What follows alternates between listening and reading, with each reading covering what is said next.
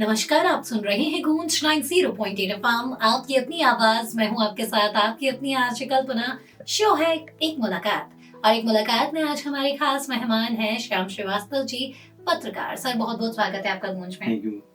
और सर, एक लंबे समय से पत्रकारिता के क्षेत्र में है। सर के बारे में अगर मैं आपको बताऊं, कई सारी तरीके से वो समाज में वर्तमान में कार्यरत हैं और जुड़े हुए हैं समाज सेवा के से भी। तो सर, ये चर्चा शुरू करें उससे पहले मैं आपसे जानना चाहूंगी, हर कोई अपनी जर्नी कहीं ना कहीं से शुरू करता है, ऐसे में आपके सफर की शुरुआत कैसे हुई? Thank you madam. मेरे सफर की शुरुआत सन 1998 से हुई और दैनिक सत्ता का जब मैंने शुरुआत की तो उसमें मेरे बड़े भाई गोपाल श्रीवास्तव जो कि इसके मालिक हैं, हम दोनों भाइयों ने मिलकर इसकी शुरुआत की। पहले 1998 में ग्वालियर एडिशन अकेला चालू किया और उसके बाद फिर जगह हर प्रतिभा से एक एडिशन को अपन बढ़ाते गए। आज अपने पास 14 एडिशन में दैनिक सत्ता 16 पृष्ठीय बहुरंगी अखबार निकलता है और इसका भोपाल और ग्वालियर में हेड ऑफिस है और काफ़ी पॉपुलर अब हो चुका है। और इसके अलावा संभाग क्षेत्र में भी इसकी काफ़ी फ्लोर हैं। जी। और सर, ऐसे ही आप पत्रकारिता के क्षेत्र में आगे बढ़ते जाएं, नए परचम गढ़ते जाएं। सर, अब बात करूं मैं पत्रकारिता की, एक लंबे समय से आप हैं 1998 से, और वर्तमान की बात करें 2024 अभी चल रहा है और ये भी जाते जाते 25 आने वाला है। तो लगभग एक लंबा सफर आपने इस क्षेत्र में तय किया है। ऐसे में जानना चाहूंगी, कितना बदलाव आपने इस फील्ड में देखा है? 1998 से और अभी तक के क्षेत्र में काफी बदलाव मैंने देखा। पहले संसाधन की कमी जरूर थी, लेकिन पत्रकारिता में काफी खोजी पत्रकारिता हुआ करती थी। जी। व्यक्ति खबर को लेकर जब तक वो खबर के प्रति सत्यता को नहीं जान लेता था तो उस खबर को प्रकाशित नहीं करता था। लेकिन अब चूंकि संसाधन बढ़ गए हैं, मोबाइल्स और डिजिटल काफी इम्प्रूव हो गए हैं, तो व्यक्ति कॉपी पेस्ट की पत्रकारिता वर्तमान में ज्यादा देखने को आ रही है। खोजी पत्रकार कम हो गए हैं, एक्सक्लूसिव रिपोर्टें कम हो गई हैं, खबरें कम हो गई हैं। तो सिर्फ ओनली एक खबर बनाई, उसी कॉपी पेस्ट वो दिन भर चलती रहती है। जी। लेकिन इससे क्या मापदंड में पत्रकारिता के प्रति जो आम पाठक था उसकी विश्वास कम होता जा रहा है। जी। अगर पत्रकारिता को आज भी जीवित रखना है तो खोजी पत्रकारिता को दोबारा ही अपने को आगे लाना होगा। जब तक अपन खबर की सत्यता को पूर्ण रूप से नहीं जान लेंगे तो उस खबर को प्रकाशित नहीं किया जाना चाहिए, ऐसा मेरा मानना है। इससे व्यक्ति जिसके लिए खबर प्रकाशित हो रही है उस व्यक्ति को बहुत मानसिक पीड़ा होती है। बिल्कुल। और यकीन है, जितना आप समझदार बनेंगे, चीजों को लेकर सजग बनेंगे, उतना आप ऐसी खबरों से बचे रहेंगे। क्योंकि आज के टाइम में अगर आप किसी सत्य और सटीक चीज के पास हैं या उन चीजों को देख रहे हैं तो वो आपके पास बहुत रिसर्च करके आई हुई है। लेकिन कई बार ऐसा होता है कि सोशल मीडिया के इस दौर में हम ऐसी झूठी खबरों पर भी विश्वास कर लेते हैं जो एक्चुअल में सच है ही नहीं। तो सोचिए विचारिए किसी भी खबर पर विश्वास करने से पहले कि वो कितनी सच है, कितनी झूठ है। सर, पत्रकारिता की बात कर रही हूँ मैं, और अगर इसी की बात करूं पत्रकारिता की, तो नो डाउट समय बदला है, सारी चीजें बदली हैं, लेकिन फिर भी वर्तमान में कई सारे ऐसे विद्यार्थी हैं जो इस क्षेत्र में आना चाहते हैं और काम कर रहे हैं। क्या कहना चाहेंगे आप उन सभी विद्यार्थियों को? जरूर आना चाहिए, और जिसमें युवा जितने ज्यादा आएंगे उतनी नई चीजों को, नई सोच को, नए आयाम मिलेंगे पत्रकारिता को, और उनके जोश और जुनून पत्रकारिता क्षेत्र में एक नई दिशा दिखाएगा। और उसके अलावा पत्रकारिता को आज भी ऐसे व्यक्ति होंगे जरूरत है कि जो इन झूठे और वीडियो जो यूट्यूबर्स हैं उनके लिए वो एक नए आयाम निर्धारित करेंगे। जी। 1998 में सर, जब आपने इस फील्ड में पैर रखा तब आप एक नवयुवक थे और अब एक बात अलग है। तो मैं जानना चाहूंगी सर, क्योंकि जैसे जैसे टाइम बदल रहा है वैसे वैसे बहुत सारी चीजें बदल रही हैं, कितना चुनौतीपूर्ण ये सफर रहा और सबसे ज्यादा क्या चैलेंजेस इस फील्ड में है? सबसे ज्यादा चुनौतीपूर्ण रहा कि फाइनेंस व्यवस्था। जी। उस समय फाइनेंस व्यवस्थाएं इतनी नहीं थी, इतने संसाधन नहीं थे, नेट की सुविधा भी इतनी नहीं थी। 1 GB नेट मिलता था, उसमें सिस्टम मेरा सब पूरी खबरों को मैनेज करना पड़ता था, तो उसके लिए क्या भागदौड़ ज्यादा करनी पड़ती थी। आज जो चीज मोबाइल पर पूरे वीडियो अपलोड हो जाते हैं, मोबाइल जो वीडियो आते हैं, उस समय ऐसा ही था। उस समय जाके खुद को खबर को प्रकाशित करना पड़ता था, खुद ही खबर जाके बनानी पड़ती थी और फिर उसको जाके प्रकाशित कराना पड़ती थी। इस दौर से आज के दौर में बहुत आसान हो गया है, इतना टिपिकल भी रहा है। उस समय पत्रकार की वैल्यू भी बहुत थी। जी। जिस समय संघर्ष था तो वैल्यू भी बहुत थी, लेकिन संघर्ष का मतलब वैल्यू पत्रकार की उतनी नहीं रह गई है जितनी उस समय पहले दौर में थी। उसके अलावा जो स्वर्णिम काल पत्रकारिता में पहले मेरे से बड़े जो मेरे गुरु रहे उन्होंने देखा, उसके बाद मैंने देखा, अब शायद बहुत देखने को ना मिले। बिल्कुल।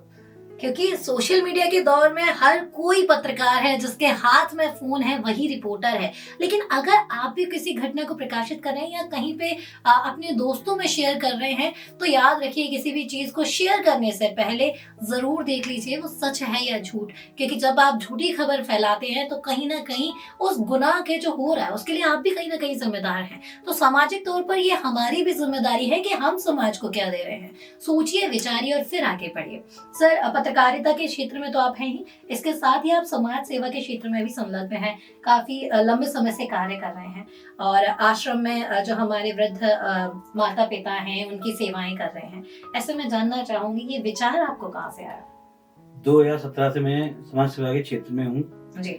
और विभिन्न विभिन्न सामाजिक संगठनों विभिन्न दायित्वों पर मैं अभी अपना पदभार दायित्व निभा रहा हूँ जी। 2017 के बाद कई जगह मैं देखा कि कई लोगों के पास तो खाना वेस्ट करने को बहुत है, कई लोगों के पास एक समय का खाना भी दूर है मिलना। तो उसके लिए मेरे मन में काफ़ी पीड़ा हुई कि कहीं ये जब वेस्ट हो रहा है और ये जब मिल भी नहीं रहा है। तो इसलिए मैंने हमारी पूरी टीम के द्वारा इस ऐसी चुनिंदा जगहों पे जहाँ खाने की व्यवस्था नहीं हो पा रही है वहाँ खाना डिस्ट्रीब्यूट करने की व्यवस्था रखी। अस्पतालों में अटेंडर मरीज के लिए तो खाना उपलब्ध हो जाता है, लेकिन अटेंडर बेचारे बहुत परेशान होते हैं। वो बाहर खाना इतना कॉस्टली हो जाता है कि बाहर का व्यक्ति खाना नहीं खा पाता और उसके अलावा वो अस्पताल छोड़ के अपने पेशेंट को छोड़ के जाना भी नहीं चाहता। तो उसके लिए अपन ने अस्पताल में कार्डियोलॉजी, न्यूरोलॉजी में भी खाने की डिस्ट्रीब्यूशन की व्यवस्था अपनी टीम के द्वारा करवाई जी। इसके अलावा वृद्ध माता पिता के लिए, जो कि आज खैर समाज में वृद्धाश्रम होना एक बहुत बड़ा अभिशापित विषय है कि आज अपने सनातन पद्धति में पहले कभी वृद्धाश्रम की चर्चा नहीं होती, लेकिन क्या चूंकि मेट्रो सिटियों में जहाँ एक प्रणाली में पति पत्नी अपने काम पे चले गए तो वो माँ बाप उनको बोझ नहीं लगेगा, इनको किसके बोझ से छूट गए, तो वहाँ से वो प्रथा अपने यहाँ भी चली आई। और आज माँ बाप बच्चों को एक अपने बंधक लगने लगे, आज हमारे को मतलब अंकुश लगा रहे हैं जी, हमारा बुरा मतलब हमको टोक रहे हैं, तो इसलिए उन्होंने धीरे धीरे उनसे दूरी बना ली। माता पिता क्या सम्मान चाहते हैं, ऐसा नहीं है वो खाने को नहीं मिला, खाने को तो मिलता लेकिन उनको सम्मान नहीं मिलता।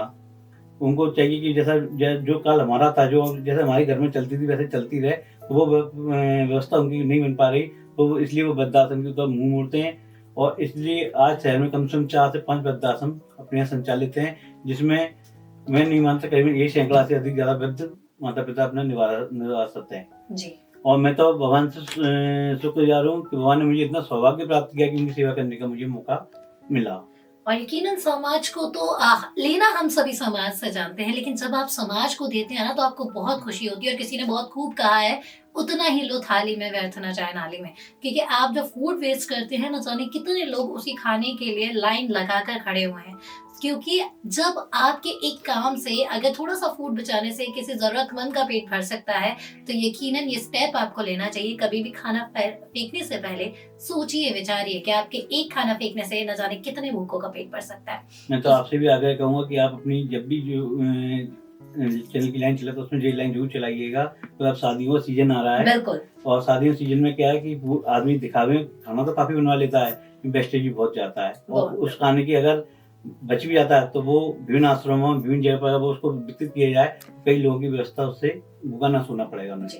और ये एक बहुत अच्छी सोच है कि अगर आपके यहाँ पे भी शादी है इस टाइम पे और आप खाना, नो डाउट हम लोग ज्यादा थोड़ा सा बनवा के रखते हैं, जितने लोग हैं गेस्ट हैं उसके थोड़ा सा ज्यादा हम क्वांटिटी में बनवाते हैं, लेकिन इन केस अगर आपको वो खाना बचता है तो आप उन्हें डोनेट कर सकते हैं। फेंकने से बहुत अच्छा विचार है ये। कहीं आप वो खाना फेंक रहे हैं तो बहुत ज्यादा वेस्टेज होती है, आपके पैसों की भी और उस खाने का भी अनादर होता है। तो अगर किसी ऐसे व्यक्ति को दिया जाए उस खाने की जिसे वाकई में जरूरत हो, तो वो आपके लिए भी, आपके बच्चों के लिए भी, इवन पूरे समाज के लिए एक मिसाल कायम करेगा। तो मुझे लगता है हम सभी को मिलकर इस बात पर विचार करना चाहिए और साथ मिलकर अगर हम कोई काम करेंगे ना, तो देखिएगा समाज में कोई एक व्यक्ति भी भूखा नहीं सोएगा, अगर हम सब ने ठान लिया तो सर, आज हमने आपसे बहुत सारी बातें जानी आपके बारे में, पत्रकारिता के क्षेत्र के बारे में। जाते जाते ग्वालियर वासियों से क्या कहना चाहेंगे? ग्वालियर वासियों के लिए बस मेरा यही संदेश है कि वो एक तो ग्वालियर को स्वच्छ रखें, क्लीन रखें। स्वच्छ रहेंगे तो अपन स्वस्थ रहेंगे। दूसरा, आसपास की सभी घटनाओं पर ध्यान दें, कहीं भी मतलब मूक ना होने रहे कि यार कहीं गलत हो रहा तो उसके प्रति अपनी आवाज उठाएं। जो भी नहीं कि अपन सामने वाले के विरुद्ध दैट है उसकी आप शिकायत कर सकते हैं पास में प्रशासनिक अधिकारी से, पास में पुलिस थाने में उसकी शिकायत कर सकते हैं। कोई व्यक्ति अपने को पीड़ित मिलता है, घायल मिलता है, उसको अस्पताल पहुँचाने की व्यवस्था करें। कोई है ही अपनी जन से जरूरी नहीं कि कोई अपना बड़ा काम करें, अपन भागवत कराएँ, अपन मंदिरों में सुंदरकांड पाठ कराएँ, वही अपनी पूजा, वही काम ही पूजा है। अपन ने किसी व्यक्ति की मदद कर दी, किसी व्यक्ति की सेवा कर दी, वही अपनी पूजा है। बिल्कुल, और आपके एक छोटे से कदम से अगर किसी की जान बच सकती है, किसी का भी भला हो सकता है, तो वाकई में वो आपके लिए पूजा के समान हो जाता है। तो गाली राइट्स, एक जिम्मेदार व्यक्ति, एक जिम्मेदार नागरिक की भूमिका जरूर निभाइए, चाहे स्वच्छता हो या फिर आपके आसपास होने वाली गतिविधियां, हर चीज पर नजर रखें और याद रखें, गलत किसी के साथ भी हो, गलत गलत होता है और सबसे ज्यादा गलत वो करता है जो इस चीज को देखता है। तो जब भी आपको लगे आपके आसपास कुछ गलत हो रहा है, तो डेफिनेटली जाकर शिकायत तो जरूर करें। Thank you so much sir, अपना अमूल्य समय हमें देने के लिए आपका बहुत बहुत धन्यवाद, बहुत बहुत आभार। सो गाली राइट्स, ये था एक मुलाकात में आज का सफर। अगले हफ्ते फिर होगी आपसे मुलाकात एक नए मेहमान के साथ। तब तक कहीं मत जाइए, सुनते रहिए कल्पना के साथ गूंज 90.8 FM, आपकी अपनी आवाज।